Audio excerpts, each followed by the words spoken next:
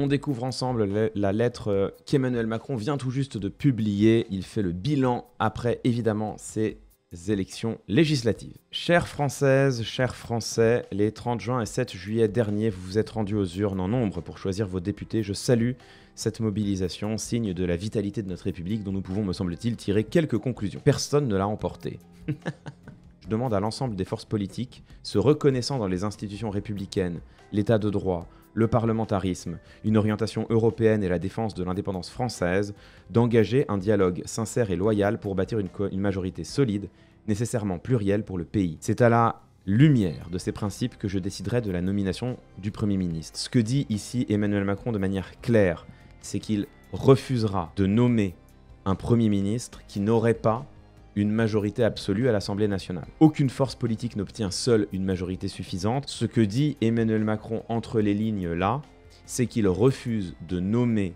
un Premier ministre issu du nouveau Front Populaire et du nouveau Front Populaire seul. Si Emmanuel Macron se refuse à nommer un Premier ministre NFP, rien ne peut l'y obliger. C'est le président qui choisit le Premier ministre. Et Emmanuel Macron là a fait son choix. Un choix critiquable. Emmanuel Macron choisit de faire comme s'il n'y avait pas eu d'élection, ou du moins comme si ça n'était pas le nouveau Front Populaire qui était arrivé premier lors de ces élections. Le choix d'Emmanuel Macron est éminemment critiquable. Le choix d'Emmanuel Macron ne change pas grand-chose, cela dit, parce que comme je vous le disais, un gouvernement nouveau Front Populaire aurait été de toute façon immédiatement censuré par l'Assemblée nationale. Au plus tard, ce gouvernement NFP aurait été censuré lors du vote du budget. À partir de maintenant, je crois que la responsabilité de la gauche, c'est de dire « nous avons été élus pour faire adopter le programme du nouveau Front Populaire, qui est déjà un programme de coalition. On ne va pas aller s'abîmer, au sens se jeter dans l'abîme d'une grande coalition avec Emmanuel Macron, qui ne ferait que décevoir nos électeurs. Dans de nombreux pays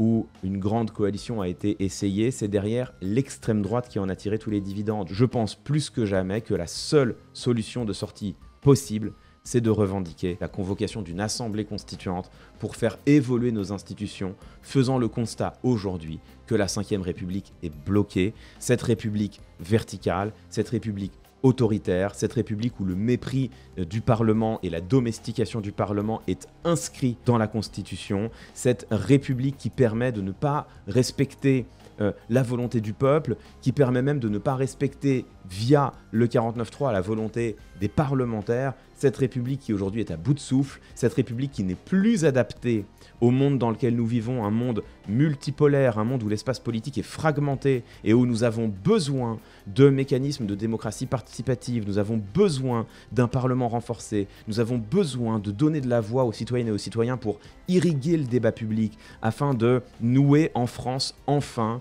une autre manière de voir la politique, non plus ce fantasme d'un homme providentiel, non plus ce rêve que la France va être sauvée par un individu exceptionnel, mais enfin que l'on se rende compte que c'est par la délibération, la discussion, la participation de toutes et de tous aux décisions, à l'élaboration des décisions, au débat public, que c'est comme cela que nous sortirons par le haut de cette crise institutionnelle, et c'est surtout comme cela que nous irons vers un nouveau régime, une nouvelle manière de voir la politique participative, délibérative, parlementaire, qui remettent au cœur de l'exercice du pouvoir les citoyennes et les citoyens eux-mêmes. Je rappelle que l'appel à une nouvelle république figure dans le programme du nouveau Front Populaire. Je rappelle que l'appel à constituer une nouvelle république figure depuis très longtemps dans le programme de la France Insoumise. Je rappelle que la volonté de fonder une nouvelle république fait partie d'une tradition longue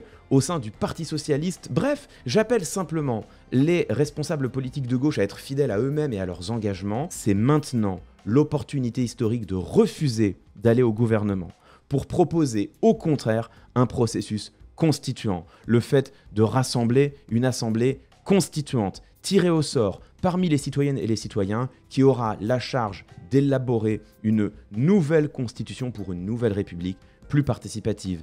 C'est maintenant ou jamais, il y a une opportunité historique, il suffit de refuser le pouvoir. Et alors, sauf à vouloir voir la France rester bloquée, Emmanuel Macron n'aura d'autre solution s'il veut débloquer les institutions, s'il veut remettre le pays en marche et s'il veut inscrire son propre nom dans l'histoire, il n'aura d'autre solution que de demander la convocation d'une constituante.